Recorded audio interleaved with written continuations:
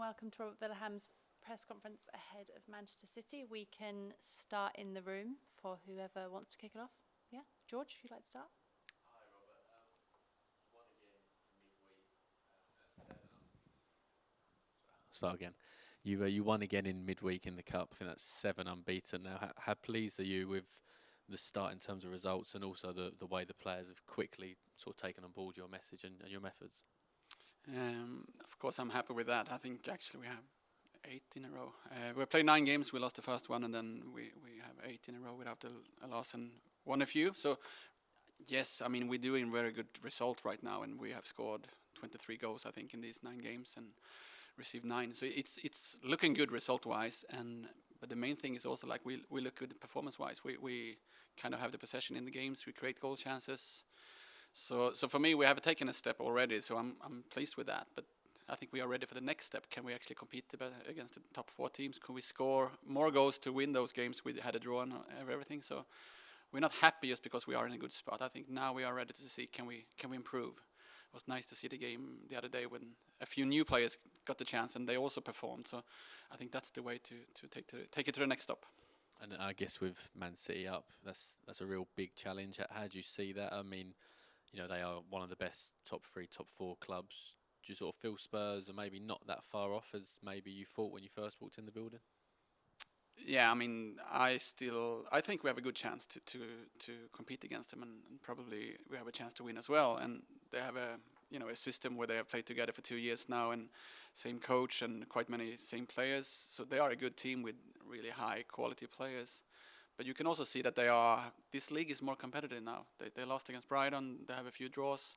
So I think we have a chance. And if we have a good day, we can actually beat them. If we have a bad day, we're probably going to lose. So we need to be sure that we are consistently performing. On the other hand, I think soon that we are ready to take that fight. And so I'm just looking forward to see if we can do it now or if we need to regroup and make sure we take another step before we do that. I think generally in WSL it's felt like there's been a big gap between those top 3 and 4 and the rest. I guess the performance at Chelsea on the opening day was a real big sort of step in the right direction. But have you had to sort of work with the squad to kind of make them aware that there isn't a golfing class? You don't need to fear these teams. That you just go on an equal level, or do you feel like that was already there, that they didn't have that fear anyway? I think there's some kind of respect for this top 4 club from everybody you speak to in this league, and that's quite good when I come from another league and don't really know how good they have been, right? So for me it's like it's just a team and you know that you can beat them. I saw Beko Häcken beat Real Madrid the other day. I know that you can beat the best team in the world if you have a good game plan and good players, and we have good players, and Tottenham is not a small club, it's a big club. So I have respect for them, but I also think that we have national team players that can perform, so why should we have too much respect? I see stuff that we can handle tomorrow or on Sunday so we can actually beat them. So hopefully we are ready for that. And just finally from me, on a slightly different note, it's a 6:45 kickoff on Sunday. And the team's been really well supported when they've played away this season, Aston Villa and Brighton as well. Those sort of kickoffs, especially when it's London to Manchester, make it really difficult for the fans to get back. Is that something that maybe the WSL as a whole, and I appreciate you're only new to the league, but is that something that the league probably needs to look at, even though it's maybe a good slot in terms of TV, it's not helpful for fans, and especially younger fans, to get to those sort of games and support the team? Yeah, I mean, we had the same in Sweden where the TV company showed some dates Friday evening, Monday evening, and it's hard to bring the people to the stadiums. On the other hand, the TV productions gives a lot of money into these products, which helping it for the long run. So I have enormous respect for the TV companies trying to help women's football. So I'm not really angry about that, but of course we need to look at it in the future to make sure we can bring our fans up there and have a good performance, because what you look for is a stadium full with away fans, home fans and everything, and Sunday evening is not the best time for that. Do you have any questions? Thanks. Hi, Robert. On a team news front, how is that looking in terms of, especially, I suppose, a Beth England return? Bethany is taking steps every week. She's in most of the sessions during training right now, so she's taking steps, but it's still too early to take her this weekend. Ellie Brazil got a duel in the last game, which make her unavailable for a few weeks. Not a big injury, but she will be she will not be in the squad for this weekend. Olga is still doing her rehab. Drew is getting closer, but she's still also not available. But otherwise, we have a full squad. The way that Manchester City will probably play this weekend, is there a part of you that thinks that you can capitalise on that style in a sense? In, you know, you're quite high pressing without the ball. They like to pass it out from the back. You know, do you think you can use that to your advantage in some ways, or would you like to think so? Yeah, I mean, I like to play against teams who want to have a build-up and try to have short passes, because then you know that you can press them, and if you're good enough, you're going to win the ball, right? So for me, I kind of like to play against the top clubs that play that way. But then on the other hand, they press really high and really tough, so we need to be really sharp there, otherwise they're going to score against us. So no, I'm looking forward to it. I think it's a good game because we don't really have any pressure on us, but I kind of create and pressure. I think we can compete against them, so it's going to be nice to see.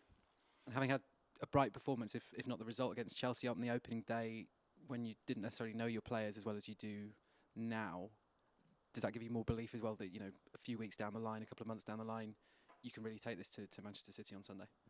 Yeah, I think I've seen from the first training to today's training that they are developing every day, and then that's, you know, it's back in the goal is Ash, and it's Grace Clinton, it's everybody. So, and this Wednesday's game, when they show me that small players want to be a part of this, then I get a really good opportunity to use that and see who are actually ready to play this game and show me that we are on the right level. But I have enormous respect for City and those players there, so I know it's going to be tough, but we can absolutely find a good way to try to beat them. Thanks very much. Thanks. We can move online now. So Dan Pentland, do you want to kick us off on Zoom? Hi Robert, hope you're well. Feels like City maybe stuttered a little bit at home in the last couple of games. Obviously they got beaten by Brighton and they lost in the Conti Cup on penalties the other day. So does it feel like it's a good time to go up there and play them on their own pitch? Yeah, I think it's always a good time to play against them, even if they won like 5 games in a row or lost the 5 games, because you can use that in your way of looking into it, right? But the main thing is how we come to this game with a lot of good performances in our package, and I think no matter if they won or draw or lost the last game, I think teams in this league starting to respect us and see that we are a good team, so I think we have a good chance to actually compete on Sunday.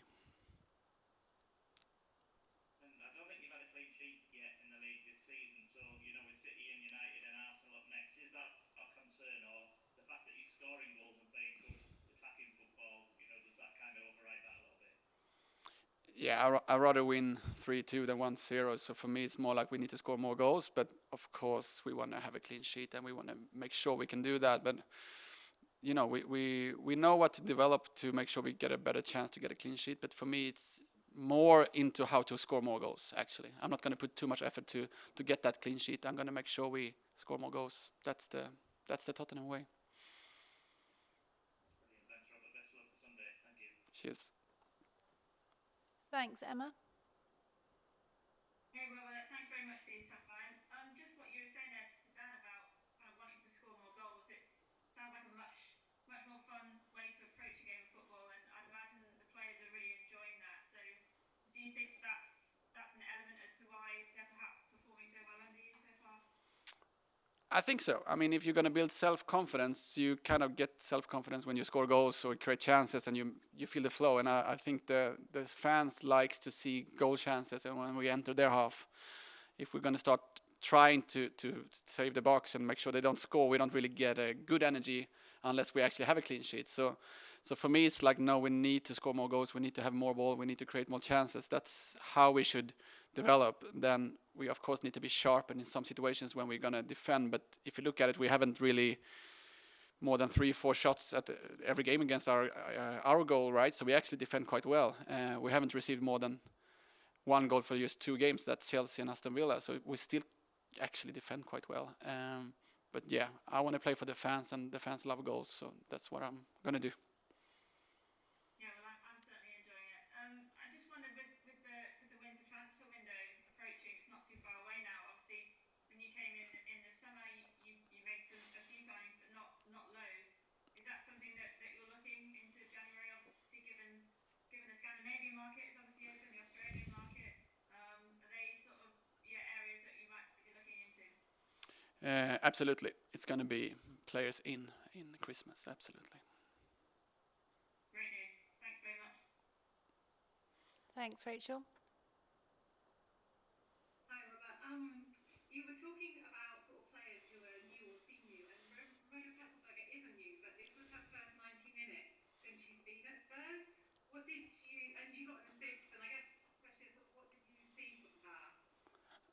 Yeah, but I mean, she's a great footballer, and she's been in this league before and performed well, right? And she had a tough last year with a lot of injuries. And when I came, she got injured in the first friendly game and missed the whole preseason basically. So she's worked so hard to get back in the squad and to get those minutes. And I mean, she's a great footballer and she's a great person. She brings a lot of good stuff to this team. So it's more like it's really tough, competition in those positions. But it was really nice to see those 90 minutes against Bristol, and she almost scored in the last second as well. So she's a great baller. And just in terms of, I remember a few weeks ago you said that you were working with Celine on scoring more goals, and then we saw her scoring 2 games in a row. Who are you working with at the moment, and who do you think is about to start scoring more goals? I think I'm gonna raise Anton, my one of my assistant coaches. He works really good with the players individually, and he worked with Celine on the field basically. So, I mean, if you look at who's scoring right now, Celine is scoring, right? Martha haven't scored for a few games, and Grace.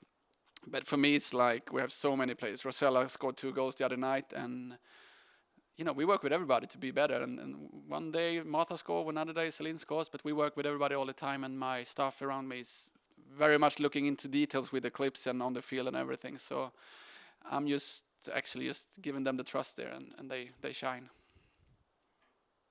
Actually, just talking about your staff, one of the things we've seen is on match days you seem to work very closely with Vicky Jepson, who obviously had previously worked with Rianne Skinner and she was interim manager. What's the relationship with her been like, and how has she sort of helped smooth your, first period at Spurs? I mean, she helps me a lot on off the pitch. She knows the league, she knows the country, she knows the players, she knows the opponents, she knows the stadiums. So having Vicky close to me is very much important to me to make sure I can be myself. So she makes sure that all the staff members know what to do. She knows how I want to do it, so she doesn't really need to run to me all the time. She can actually take decisions, and I know that she's going to take the right decisions. She's running sessions, she's running feedback, she's running set pieces. So for me, Vicky is a brilliant coach, and I'm very happy to have her on my side. That's excellent, thanks. And just one other thing is you mentioned Ros scoring 2 in the week, and she's the player who's been at Spurs a long time, but she sometimes hasn't quite had that impact that maybe she wants to be having in WSL. Are there things that you can see from her that you think she's progressing with? Yeah, I think the thing you saw last game when she actually scored 2 goals and created a penalty, like actually doing those goals is her way into this team, I would say. And I also think if you look at her GPS on the back when she's running, I guess I've never seen anybody do those sprint meters in a game that she did the last game. So she has some X factors there that can take herself to the top in this league. But it's also, like you said, she's been in the league for a few years, and her consistency to score do points basically is the thing. And now she scored 2 goals. I'm very happy for her because she haven't played too much for me. So I'm happy that she shows that she want to play more. And finally, I guess just after this game, you've got an international window. Are there things that you especially are hoping to get out of that period? There is. I mean, we're going to have a few players left, and we're going to make sure we actually have a friendly game that week as well to make sure we work on details before we go into the last month of tough games, right? So, but the main thing is now to make sure we get some good performances and some good results before we go on Christmas break. So we're going to have a good game on Sunday, then we're going to have a catch-up week where we can train on stuff and make sure we are prepared for the last 3 games after that, which will be Man United, Arsenal. So we are in a good spot, and hopefully we can be in a good run until Christmas. Thank you. Anyone else have any questions? We're all done. Okay, thank you very much, everyone. Thanks.